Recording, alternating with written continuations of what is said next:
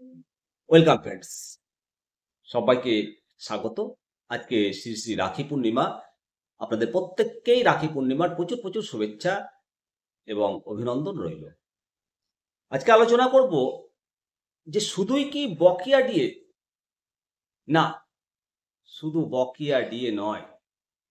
এই চলমান ডিএ মামলায় চলমান ডিএর ওপর এআইসিপিআই হারে ডিএ পাবে। হ্যাঁ, ঠিকই শুনছি এবং আশা করছি মহামান্য সুপ্রিম কোর্ট আগামী মঙ্গলবার যে ডিএ মামলার হিয়ারিং রয়েছে তাতে কর্মচারীদের পক্ষে রায় দেবেন।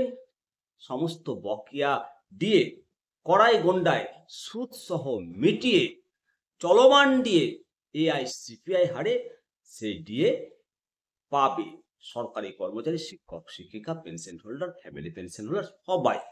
কেন কেন আশা করছি যে চলমান ডিএও এআইসিপিআই হারে আমরা পাবো?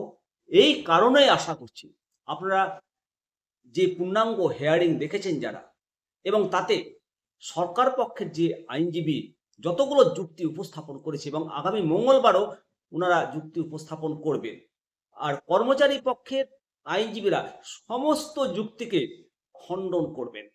আর খণ্ডন করেছেন, যে সমস্ত যুক্তিগুলো উপস্থাপন করেছে তার মধ্যেই লুকিয়ে রয়েছে যে মানে মামলার যে কেন্দ্রবিন্দু, সেই কেন্দ্রবিন্দু রাজ্য সরকারের পুরাতন বিজ্ঞপ্তি।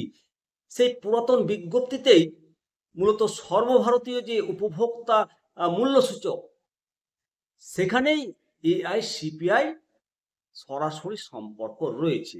যতই রাজ্য সরকার গুলিয়ে দেওয়ার বা জল ঘোলা করার চেষ্টা করুক, কিচ্ছু লাভ হবে না। কর্মচারীদের পক্ষে 100% রায় আসছে, এটা আমরা ধরে নিয়েছি এবং মহামান্য সুপ্রিম কোর্ট সমস্ত কিছু পর্যবেক্ষণ করছেন। সুপ্রিম কোর্টের যে চলমান মামলা, কর্মচারী পক্ষের যে আইনজীবীরা যে যুক্তি উপস্থাপন করছেন, তাতেই তো আশার আলো দেখতে পাচ্ছি আমরা। রাজ্য সরকার 2009 সালে রোপা অর্থাৎ revision of pay and allowance বিজ্ঞপ্তি জারি করেছিল। সেখানে এই বিতর্কের বীজ লুকিয়ে আছে, আর এই বীজকে আর উপড়ে ফেলা যাবে না। সেই বীজ মহিরুরু হয়ে ফল ফুল দান করবে। মহিরুরু হয়ে গেছে, বৃক্ষ আকার ধারণ করেছে, আর তাতে ফল ফুটবে। সেই বিজ্ঞপ্তিতে কি বলা হয়েছিল? 1982 সালের যে বিজ্ঞপ্তি, তাতে বলা হয়েছিল 1 জানুয়ারি 2006 সালে জিনিসপত্রের দাম 5.36 গুণ বেড়েছে। অর্থাৎ 1982 সালে যে জিনিসের দাম 100 টাকা ছিল, 2006 সালে সেটা 536 টাকা হয়েছে। কর্মীদের পক্ষের আইনজীবীর মতে 536 সংখ্যাটি আসলে সর্বভারতীয় এআইসিপিআই মূল্য সূচক। এবার সুপ্রিম কোর্টের কর্মীদের পক্ষের আইনজীবী মাননীয় গোপাল সুব্রমণিয়াম এই ব্যাপারটি বলিষ্ঠভাবে তুলে ধরেছেন। তিনি যুক্তি দিয়েছেন যে রাজ্য সরকার যখন নিজেই স্বীকার করে নিয়েছে যে ডিএ এর ভিত্তি হলো এই মূল্য সূচক, সেই সূচক অনুসারে ডিএ দেওয়া উচিত। কেন্দ্রীয় সরকার যে হারে ডিএ বাড়ায়, রাজ্য সরকারকেও সেই হারে ডিএ বাড়ানো উচিত। একটা সহজ গণনার মাধ্যমে যদি দেখেন যে কিভাবে রোপা 2009 এতে 536 সংখ্যাটি এআইসিপিআই এর সঙ্গে যুক্ত। 1 এপ্রিল 2008 কেন্দ্র সরকার যখন 12% ডিএ ঘোষণা করে, তখন এআইসিপিআই বেড়ে দাঁড়ায় 605। রোপার ভিত্তি 536 যদি ধরা হয়, তাহলে এই বৃদ্ধি পায় 12.87%, যেটাকে 12%-এর খুব কাছাকাছি ধরা যায়। 1 জানুয়ারি 2009 কেন্দ্র সরকার ডিএ বাড়িয়ে 22% করে।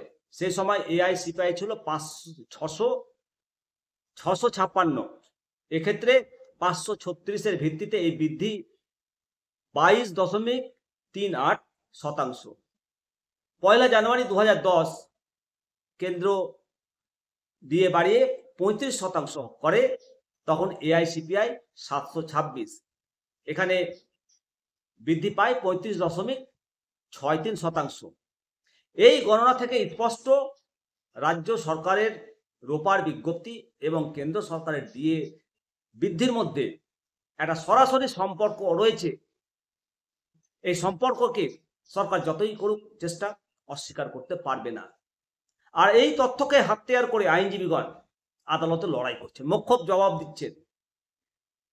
যদি সুপ্রিম কোর্ট এই যুক্তি মেনে নেন, তাহলে রাজ্য সরকার তার কর্মচারীদের কেন্দ্র হারে দিয়ে দিতে বাধ্য হবে এবং সরকারি কর্মচারীরাও দিয়ে পাবেন, চলমান দিয়ে কেন্দ্র হারে পাবেন।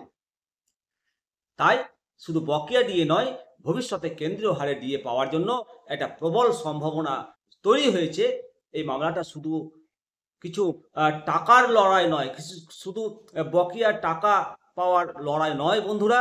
এই মামলার রায়দান পশ্চিমবঙ্গের লক্ষ লক্ষ সরকারি কর্মচারীর জীবনে, সরকারি পেনশন হোল্ডারের জীবনে, ফ্যামিলি পেনশন হোল্ডারদের জীবনে একটা বড়সড় পরিবর্তন আনতে পারে। কি মনে করেন? অবশ্যই সমস্ত দর্শক মণ্ডলী, সমস্ত সরকারি কর্মচারী, শিক্ষক শিক্ষিকাগণ, সমস্ত স্তরের কর্মচারীর প্রতি অত্যন্ত ভালোবাসা রইল। আপনারা আপনাদের মতামত জানাবেন, চ্যানেলটিকে সাবস্ক্রাইব করবেন পরবর্তী আপডেট পাওয়ার জন্য। আমাদের প্রতিবেদন কেমন লাগে অবশ্যই কমেন্ট করে জানাবেন। জয় হিন্দ, বন্দে মাতারাম, ভারত মাতা কি জয়। ভালো থাকবেন, সুস্থ থাকবেন।